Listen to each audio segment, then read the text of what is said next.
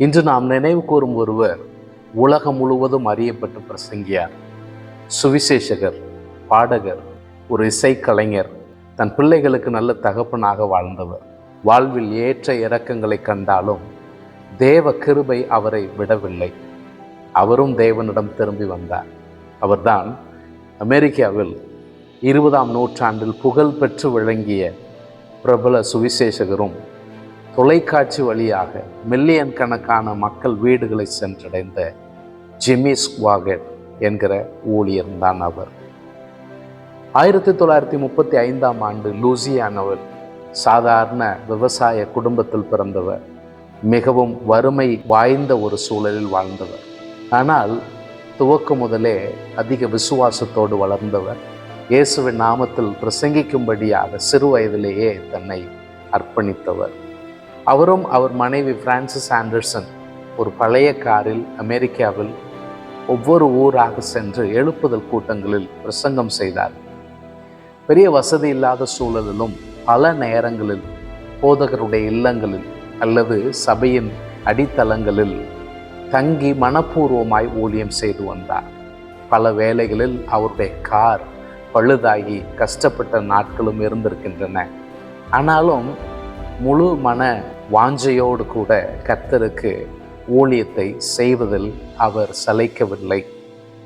1970களில் அவர் ஆரம்பித்த Jimmy ஸ்வாகட் ministry, அதன் மூலமாக தொலைக்காட்சி, வானொலி, பாடல்கள், பைபிள் காலேஜ் என்று அவருடைய ஊழியமானது உலகம் முழுவதும் பரம்பினது.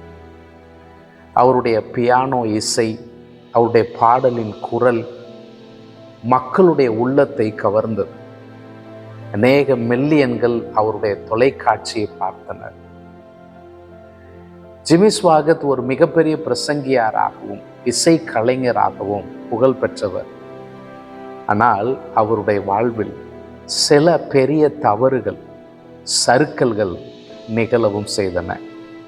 அவை அவருடைய சேவையை மிகப்பெரிய அதிர்வுகளுக்கு உள்ளாக்கின. 1988ஆம் ஆண்டில் ஒரு பெரிய அதிர்ச்சி வெளிவந்தது. அவருடைய தனிப்பட்ட வாழ்க்கையில் தவறு நிகழ்ந்தது.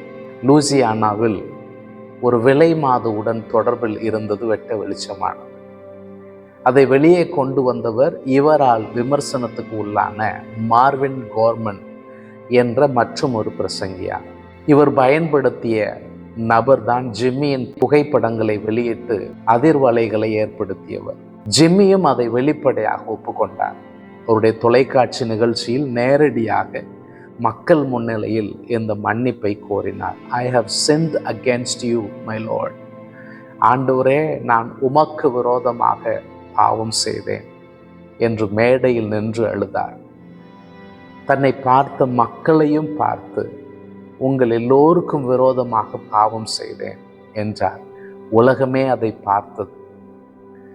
அவர் சார்ந்திருந்த ஊழியமான அசம்பிளிஸ் ஆஃப் காட் ஸ்தாபனம் அவரை 1 ஆண்டு காலம் ஊழியத்தை நிறுத்திவிட்டு தேவனோடு ஒப்புரவாகவும் தன்னுடைய ஆவிக்குரிய வாழ்வில் மறுபடியும் புதுப்பிக்கப்படவும் ஊழியத்திற்காக மறுபடியும் ஆயத்தமாகி திரும்ப அவர் எழும்பி வருவதற்கு 1 ஆண்டு எடுத்துக்கொள்ளும்படி அவருக்கு அறிவுரை தந்தது. ஆனால் அந்த புத்திமதியை அவர் கடைபிடிக்காமல் 3வது மாதத்தில் ஜிம்மி மேடை ஏறி பிரசங்கித்தார். அதற்கு அவர் சொன்ன காரணம், 1 ஆண்டு நான் தாமதமானால் என்னுடைய டெலிவிஷன் மினிஸ்ட்ரி எல்லாம் பாதிக்கப்படும் என்பதுதான்.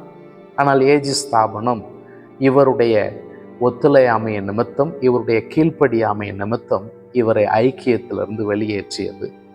ஜிம்மியின் ஊழியத்தில் அவருக்கு நன்கொடைகளை தந்து தாங்கிய பலரும் இந்த தவறுக்கு பின்பு அவரை விட்டு விலகினர். ஆனால் ஜிம்மி ஸ்வாகட் எந்த ஒரு ஸ்தாபன சார்பும் இல்லாமல் ஒரு தனிப்பட்ட பெந்தகோஸ்தே ஊழியமாக ஃபேமிலி வர்ஷிப் சென்டர் மற்றும் சன் லைஃப் பிராட்காஸ்டிங் நெட்வொர்க் ஆகிய நிறுவனங்களை ஸ்தாபித்தார்.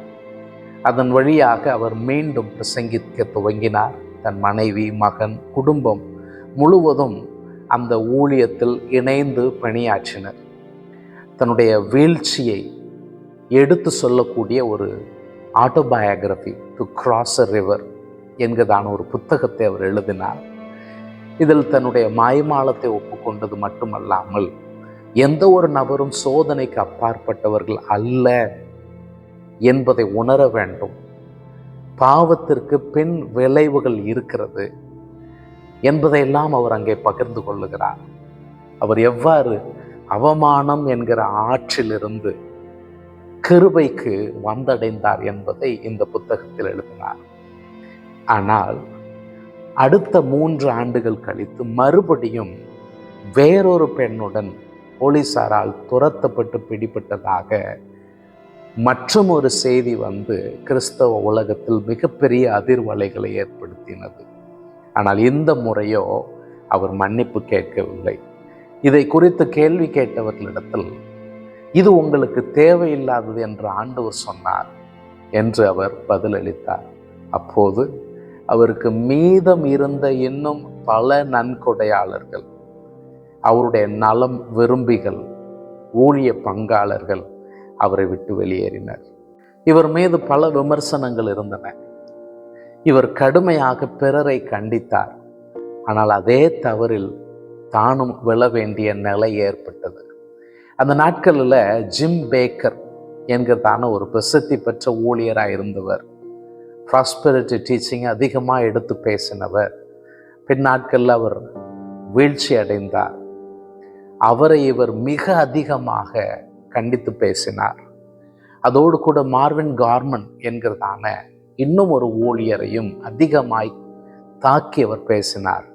அவர் தவறில் விழுந்து போனார் என்றெல்லாம் அவரை குறித்து மிகவும் வன்மையாக கண்டித்து பேசின ஜிம்மி அவரே இதே தவறில் விழக்கூடிய சூழல் வந்தது.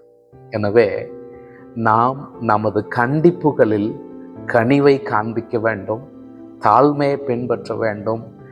அதே வேளையில் நம்மை பற்றிய எச்சரிக்கை உணர்வும் நமக்கு அவசியம் என்பதற்கு ஜிம்மி ஸ்வாகட் நல்ல ஒரு முன் உதாரணம். அது மட்டுமல்ல, ஜிம்மியை குறித்து அவருடைய நிதி சார்ந்த காரியங்களில் வெளிப்பட தன்மை இல்லை என்கிற குற்றச்சாட்டு இருந்தது. அமெரிக்காவில் கிறிஸ்தவ ஸ்தாபனங்களுக்காக அந்த பொருளாதார கணக்கு ஒப்புவிப்பு அமைப்பு ஒன்று இருக்கிறது. அந்த அமைப்பில் இவருடைய ஸ்தாபனம் இடம்பெறவில்லை. அது மட்டுமல்லாமல் எந்த ஒரு ஸ்தாபன சார்பும் என்று தன்னிச்சையாக இவர் செயல்படுகிறார் என்கிற விமர்சனம், இவருடைய ஆடம்பர வாழ்க்கை முறை, இதெல்லாம் விமர்சனத்துக்கு உள்ளானது. ஆனாலும் தன் வாழ்வில் வீழ்ச்சிகள் நேர்ந்தாலும் தேவனுடைய கிருபையை பற்றி கொண்டு மறுபடியும் எழுந்து வந்து கர்த்தருடைய ஊழியத்தை அவர் நிறைவேற்றினார். அவருடைய இசையும் பிரசங்கமும் கிறிஸ்துவின் கிருபையை எடுத்துரைத்த விதமும் பலருடைய வாழ்க்கையை மாற்றியது. இந்த ஆண்டு ஜூலை மாதம் 1ஆம் தேதி அவர் இந்த பூமியிலிருந்து கர்த்தருடைய சமூகத்தில் இளைப்பாறுதலுக்கு கடந்து போனார். அமெரிக்க அதிபர் டொனால்டு ட்ரம்ப் தன்னுடைய இரங்கல் செய்தியில் இவ்வாறு குறிப்பிடுகிறார்: மிகச்சிறந்த விசுவாச வீரராகவும் நமது தேசத்தில் அதிக காலம் தொலைக்காட்சி ஊடக ஊழியத்தின் வழியாக லட்சக்கணக்கான மக்களுக்கு மேன்மையான இறை அன்பையும் நாட்டு பற்றியும் குறித்த செய்தியை அறிவித்தவர். ஜிம்மியின் இழப்பு மிகவும் ஆழமானது. பிராங்க்லின் கிரஹாம், ஜிம்மி ஸ்வாகட் சிலுவையின் செய்தியால் லட்சக்கணக்கான மக்களை சந்தித்தவர். அவருடைய பயணத்தில் வலி மிகுந்த அத்தியாயங்கள் இருந்தாலும் அவர் தன் கண்களை இயேசுவின் மேல் வைத்து தன் ஓட்டத்தை நிறைவு செய்தார் என்று விசுவாசிக்கிறேன். அவருடைய இசையும் செய்தியும் அநேகரை விசுவாசத்திற்குள் கொண்டு வந்தன. ஜிம்மியனுடைய குமாரர் டானி ஸ்வாகட், அவர் என் தகப்பன் என்பது மட்டுமல்ல, அவர் என் ஆசிரியராகவும் என் ஹீரோவாகவும் இருந்தவர். பிரசங்க பீடத்திற்கு பின்னால் இருந்த மனிதனை நான் பார்த்தேன். அவர் இயேசுவை மிகவும் ஆழமாய் நேசித்தார். அவர் சறுக்கி விழுந்த போதும் தன் அழைப்பிலிருந்து விலகவில்லை. ஜான் மெக்கார்த்தர், ரிஃபார்ம்டு பிரசங்கியார், நான் உபதேச அளவில் ஜிம்மி ஸ்வாகட்டுடன் மாறுபட்டு அவருடைய உபதேசம் மற்றும் ஒழுக்க ரீதியான தவறுகளை பற்றி நான் என் கவலையை வெளிப்படுத்தினாலும் தேவன் ஒருவரே இறுதி நியாயாதிபதி என்று ஒப்புக்கொள்ளுகிறேன். அவருடைய ஆத்துமா கிறிஸ்துவின் இரக்கத்தை கண்டடைந்திருக்கட்டும் என்று ஜெபிக்கிறேன். புகழ்பெற்ற பாடகர் worship leader Michael W Smith இவ்வாறு சொல்லுகிறார், அவருடைய பாடல்களை கேட்டு நம்மில் அநேகர் வளர்ந்திருக்கிறோம். அந்த வாய்ஸ், அந்த பியானோ, அந்த கண்ணீர் அனைத்தும் உண்மையானவை. ஆம், அங்கே உடைக்கப்பட்ட அனுபவம் இருந்தது, ஆனால் அங்கே அழகும் இருந்தது. ஜிம்மி ஸ்வாகர் 2 பக்கங்களை கொண்ட பாரம்பரியம், a twin-sided legacy. அவர் விழுந்தும் மீண்டெழுந்த கர்த்தருடைய ஊழியர், பாடலால் நெகிழ வைத்த வழிகாட்டி, அவருடைய வாழ்க்கை தவறுகளும் கிருபையும் கலந்த ஒரு உண்மை பாடம். வாழ்க்கை முழுக்க அவர் தனிப்பட்ட போராட்டங்களை எதிர்கொண்டாலும் அவர் ஆண்டவரை விட்டு பிரியவில்லை என்பதே அவரை பற்றிய பெரும்பாலானோருடைய கருத்தாக இருக்கிறது. அவர் விட்டு சென்ற ஊழியங்களை கர்த்தர் தொடர்ந்து ஆசீர்வதிப்பாராக. God bless you.